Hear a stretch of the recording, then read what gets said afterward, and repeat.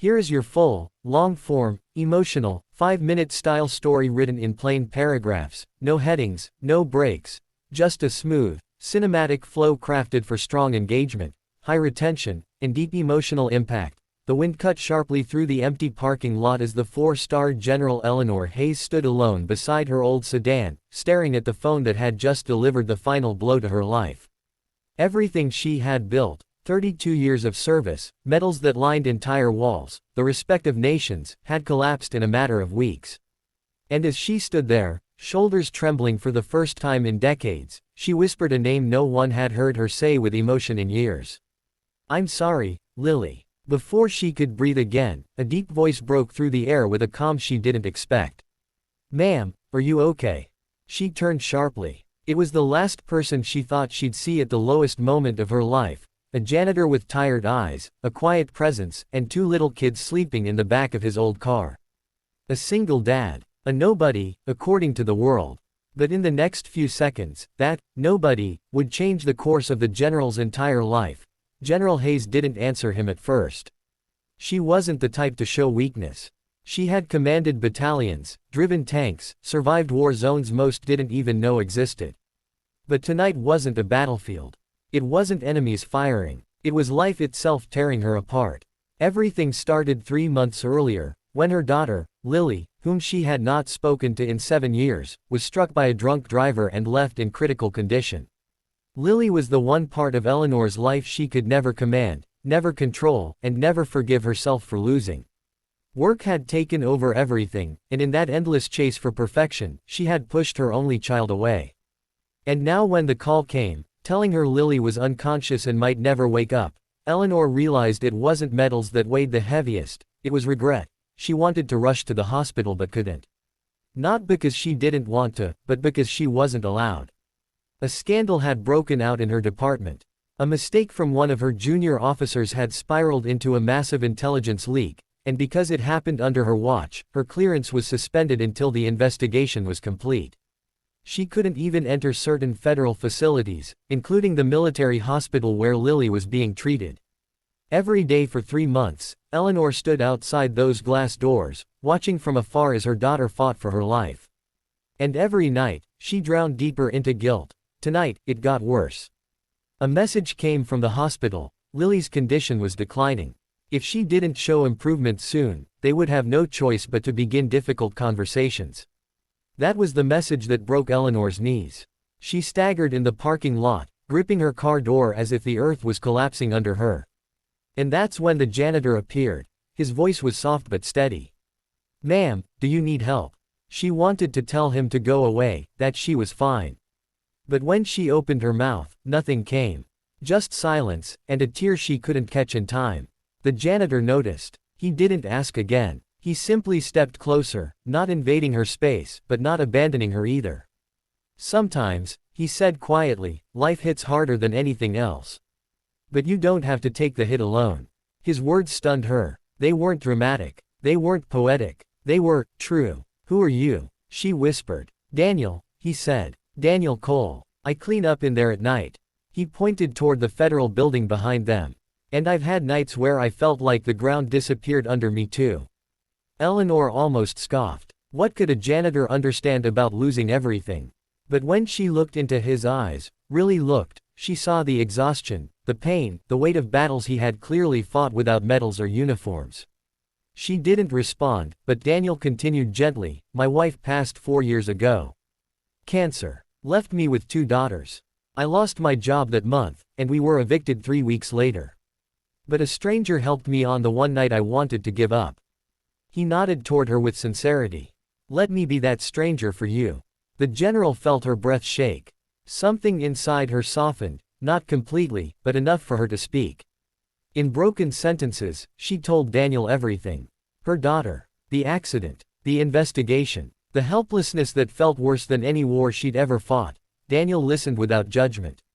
When she finished, he didn't offer empty advice. He simply said, "Let me drive you to the hospital." She shook her head. "I can't go inside." "I know," he replied. "But maybe you don't need to be inside to fight for her." There was something in his tone, a belief she didn't have in herself anymore. She agreed. When they arrived, the automatic doors slid open, but the guards shook their heads the moment they recognized her rank. General Hayes, you know the rules. She didn't argue. She stepped back. But Daniel didn't. Is there a doctor we can talk to? He asked calmly. The guards paused. He wasn't loud, rude, or disrespectful. He was simply determined. Within minutes, a young doctor came out, looking stressed and exhausted. Are you family? He asked Daniel. No, Daniel replied. But she is. He placed a gentle hand on Eleanor's shoulder. And she needs to know what's happening. The doctor hesitated. Then he sighed. I'll give you a summary. He stepped closer to Eleanor. Your daughter is declining. If she doesn't respond by tomorrow morning, we may have to consider more serious measures. Eleanor felt the words hit her like a missile. Her chest tightened. Her vision blurred. And then Daniel did something she never expected. He steadied her. Held her upright. And whispered, talk to her. I can't, Eleanor whispered.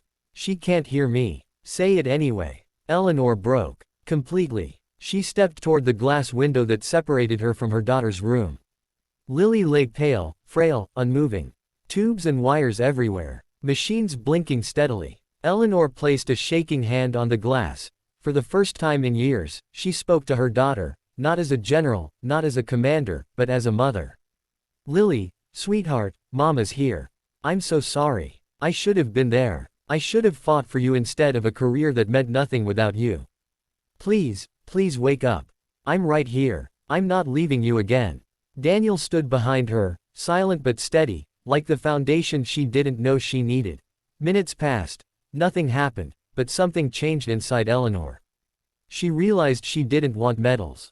She didn't want clearance. She didn't want titles. She just wanted her little girl back. Daniel drove her home when her legs could no longer carry her. Before leaving, he said, come tomorrow. Even if they don't let you in. She needs to know you're fighting for her. That night, Eleanor prayed for the first time in decades. The next morning, she was back at the hospital before sunrise. Daniel arrived minutes later with his daughters, who brought her a small paper flower. For your girl, they said softly. Eleanor pressed it to her chest. Then something unexpected happened. A nurse rushed out of the ICU. General Hayes. Eleanor's heart stopped. Yes. The nurse smiled. Her fingers moved. Eleanor gasped. Tears instantly filled her eyes. She moved. She's responding, the nurse said. It's small, but it's real.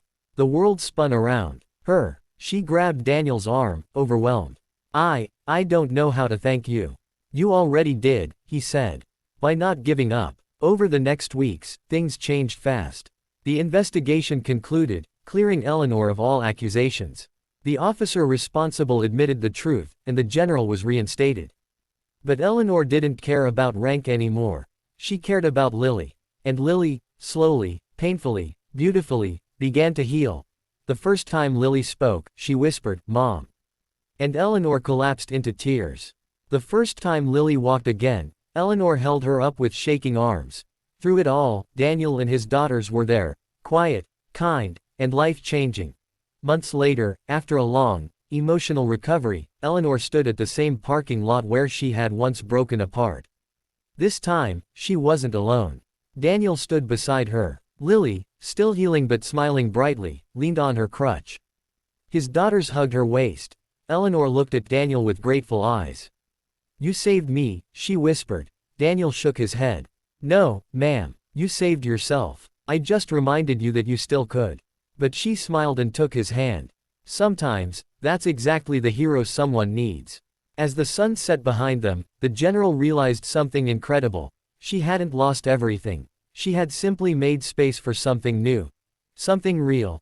Something worth fighting for. A family. And it all began with a janitor who refused to walk away when a stranger was falling apart. A few seconds had changed her life forever.